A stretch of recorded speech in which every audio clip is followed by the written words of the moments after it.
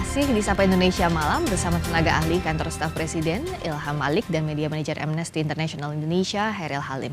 Mas Hairil, kalau tadi Mas Ilham menyatakan bahwa kalau dari pemerintah pusat itu firm bahwa nggak perlu status bencana nasional, tapi perlakuannya itu melibatkan seluruh unsur secara nasional dan akan dijaminkan soal sustainability-nya di lapangan. Apa yang masih dikhawatirkan sebenarnya dari Amnesty? Sebenarnya yang kami khawatirkan adalah dasar hukumnya. Ketika dasar hukum adalah hanya pernyataan publik tanpa ada keputusan presiden ataupun yang menetapkan status bencana nasional ini, itu yang akan bisa menghambat. Yang pertama tadi adalah sustainability. Tapi apa yang lebih penting dari penetapan status nasional ini adalah konsekuensi hukum ataupun apa ini bisa memberikan legitimasi politik bagi presiden untuk melakukan audit lingkungan setelah proses recovery terjadi. Jadi proses audit lingkungan, jika perlu dilakukan moratorium izin hingga penegakan hukum terhadap pihak-pihak yang diduga bertanggung jawab atas bencana yang terjadi di Sumatera ini. Kita lihat kalau kita melihat data Walhi itu ada dari 10 tahun terakhir dari 2016 sampai 2024 itu 1,4 juta itu lahan yang menjadi terdeforestasi di ketiga wilayah provinsi ini. 1,4 juta hektar itu mungkin 20 kali luasnya Singapura ataupun seluas dengan wilayah Timur Leste secara keseluruhan satu negara, ataupun ketika kita mengambil ukurannya negara-negara lain di Eropa Barat itu setengahnya beberapa negara di Eropa Barat. Itu sangat besar deforestasi yang terjadi di sana. Oleh karena itu, mengapa status darurat nasional ini penting untuk menginvestigasi lebih jauh faktor-faktor yang menyebabkan bencana ini terjadi. Tanpa status hukum nggak bisa? Tanpa status hukum saya rasa nanti pemerintah bisa ngeles bahwa itu sudah kita lakukan penanganannya. Tapi kalau ada status hukum dari status nasional bencana nasional ini, itu akan memberikan legitimasi kepada presiden untuk melakukan langkah-langkah yang lebih jauh yang diperlukan. Ya. Nah, apa yang diperlukan di lapangan? Kita sudah terhubung saat ini dengan Bupati Aceh Utara, Ismail Ajalil, lewat sambungan Zoom. Selamat malam. Assalamualaikum warahmatullahi wabarakatuh, Pak Bupati. Ya, waalaikumsalam warahmatullahi wabarakatuh. Pak Ismail, kami turut prihatin, kami turut berduka atas musibah yang menimpa warga di Aceh Utara sebagai salah satu bagian dari Sumatera bagian utara yang terkena musibah ini. Pak Ismail, terima kasih sudah meluangkan waktu. Ya, terima kasih juga. Terima kasih karena sudah meliput informasi kami yang ada di Aceh Utara menyangkut dengan bencana yang luar biasa pada hari ini. Terima kasih banyak. Terima kasih kembali Pak Ismail. Saat ini kondisinya seperti apa di sana? Apa yang paling dibutuhkan oleh warga Aceh Utara saat ini? Ya, yang pertama sekali perlu saya ceritakan yang bahwa bencana di Aceh Utara bukan bencana sembarangan. Lebih daripada tsunami kejadiannya. Karena tsunami-nya hanya kena pesisir dan hanya sebentar. Tapi ini sudah 9 hari. Masih belum reda. Jadi rumah satu kampung itu ada rumah tinggal rumah 18 unit, lain semua hanyut.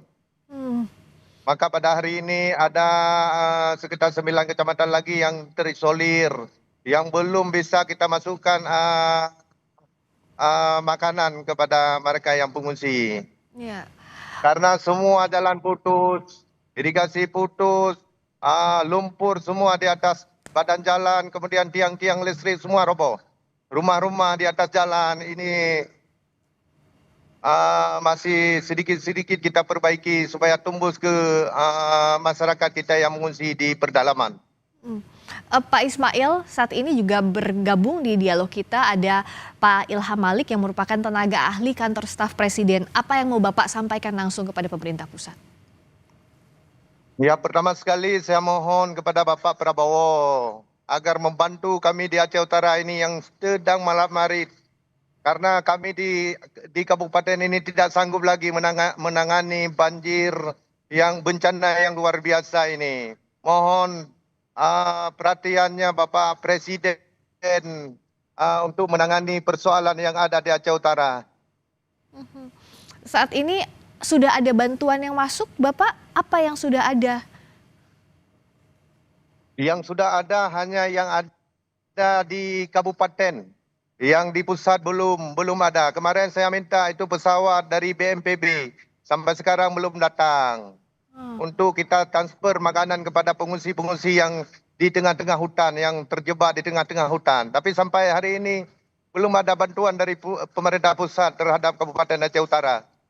Bapak yang berada di tengah hutan itu, mereka bertahan dengan apa? Informasi yang Bapak dapat, makan apa, minumnya bagaimana? Itulah yang menjadi masalah. Ini kami lagi tempuh ini jalur-jalur hutan ini supaya dapat ini masyarakat kita. Ya, Maka dalam hal tersebut saya sudah memohon beberapa kali, tapi tidak ada yang mensikapi ini persoalan yang ada di Aceh Utara, bencana yang luar biasa ini. saya langsung tanyakan ke Pak Ilham, silakan ada tanggapan. Bupati Aceh Utara meminta bantuan ke pemerintah pusat. Mungkin Bapak bisa jadi penyambung untuk membantu di sana. Baik, terima kasih. Assalamualaikum, Bang Ismail. Insya Allah nanti apa yang tadi terkait dengan kendala yang ada di Aceh Utara, nanti akan kita sampaikan ke BNPB supaya nanti bisa diatasi segera. Tetapi tentu ini menjadi sebuah keprihatinan kita semua. Bantuan sudah ada tetapi tidak cukup, dan ini akan menjadi perhatian dari BNPB untuk drop bantuan sesuai dengan apa yang dibutuhkan oleh masyarakat di sana. Memang tantangannya sekarang ini dari seluruh wilayah yang ada di Aceh, Sumatera Utara, dan juga Sumatera Barat, yaitu sebaran bencananya yang sangat luar biasa. Dan mudah-mudahan ini menjadi perhatian kita bersama, cara penanganannya dan teknis penanganannya yang nanti akan dirumuskan dan dilaksanakan oleh teman-teman di satuan untuk mengatasi masalah ini. Pak Ismail, Pak Ismail, nanti informasi yang Bang sampaikan tadi akan kami sampaikan kepada Presiden. Baik, terima kasih. Ya. Silakan Pak Ismail. Terima kasih, Bang. Ya, yang pertama sekali saya ingin menyampaikan, saya sampaikan mohon dibantu Aceh Utara ini Bapak Presiden.